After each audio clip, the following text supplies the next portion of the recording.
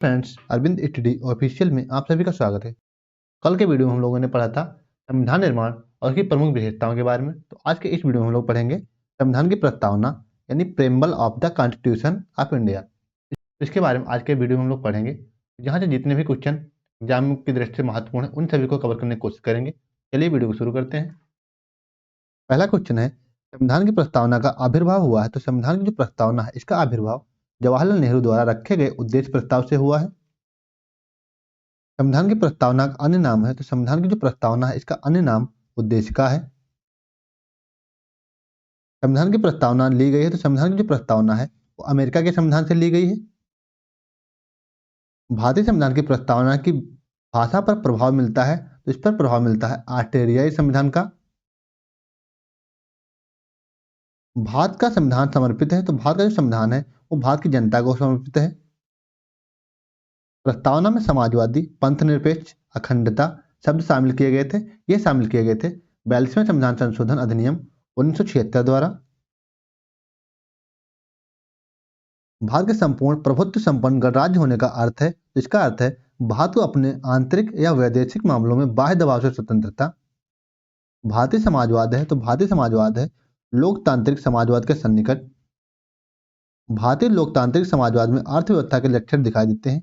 तो भारतीय लोकतांत्रिक समाजवाद में अर्थव्यवस्था के जो लक्षण हैं वो मिश्रित अर्थव्यवस्था के लक्षण दिखाई देते हैं। पंथ निरपेक्ष से तात्पर्य है। तो पंथ निरपेक्ष से यह तात्पर्य है राज्य का कोई भी राजकीय धर्म ना होना। भारतीय संविधान में धार्मिक संरक्षण का प्रावधान है। तो भारतीय संविधान में धार्मिक संरक्षण का जो प्रावधान है अनुच्छेद 25 से 28 के मध्य है। लोकतंत्रात्मक व्यवस्था का अर्थ है। तो इसका अर्थ है शासन के संचालन की शक्ति जनता में निहित होना।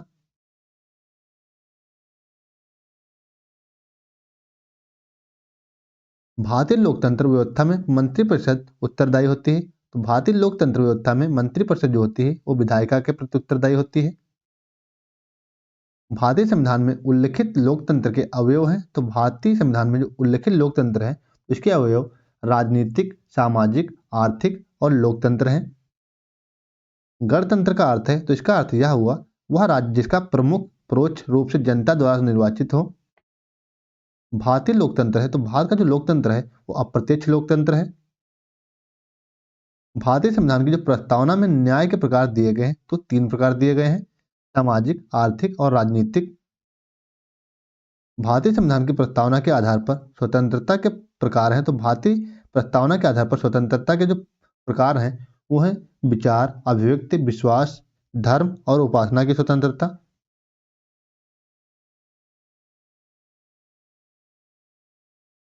वाद जिसमें प्रस्तावना को संशोधनीय नहीं माना गया था तो वह वाद था बेरूवारी संघवाद 1960।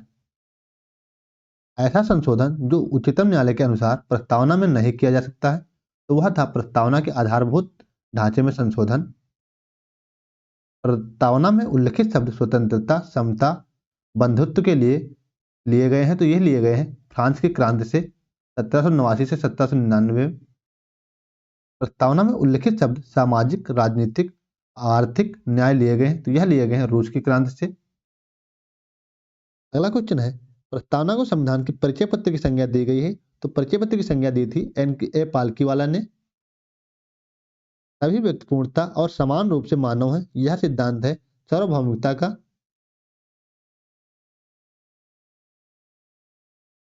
ऐसा राज्य जिसका अपना विशेष धर्म हो कहलाता है, वह कहलाता है सैद्धांतिक राज्य।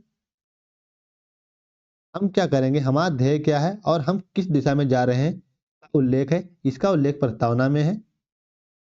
भारतीय गणतंत्र की 26 जनवरी 1950 को सही संवैधानिक उपस्थिति थी जब संविधान लागू किया गया था।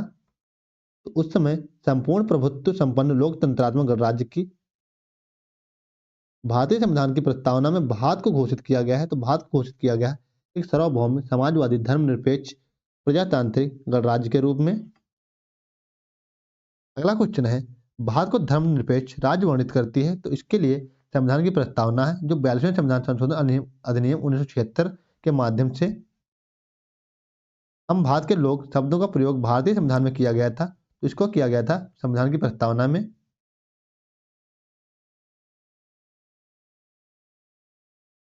संविधान को एक पवित्र दस्तावेज कहा गया है, तो संविधान को पवित्र दस्तावेज कहा है डॉक्टर बी.आर. अम्बेडकर ने। वाद जिसके फैसले में सर्वोच्च न्यायालय ने सर्वप्रथम घोषित किया कि उद्देश्य का संविधान का हिस्सा नहीं है, तो वह वाद है बेरूबाई संघवाद। वाद जिसमें सर्वोच्च न्यायालय ने प्रस्तावना को भारतीय संविधान की मौलिक संरचना का भाग स्वीकार किया, तो वह है केशवानंद भारतीवाद।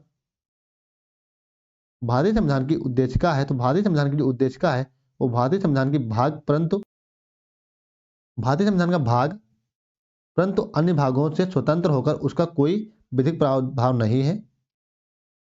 भारतीय संविधान में समानता का उल्लेख है, तो भारतीय संविधान में समानता का उल्लेख है दो प्रकार का, प्रतिष्ठा और अवसर की समानता। भारतीय संविधान में स्वतंत्रता का उल्लेख है, तो भारतीय संविधान में 5 प्रकार की स्वतंत्रता का उल्लेख है: विचार, अभिव्यक्ति, विश्वास, धर्म और उपासना की स्वतंत्रता।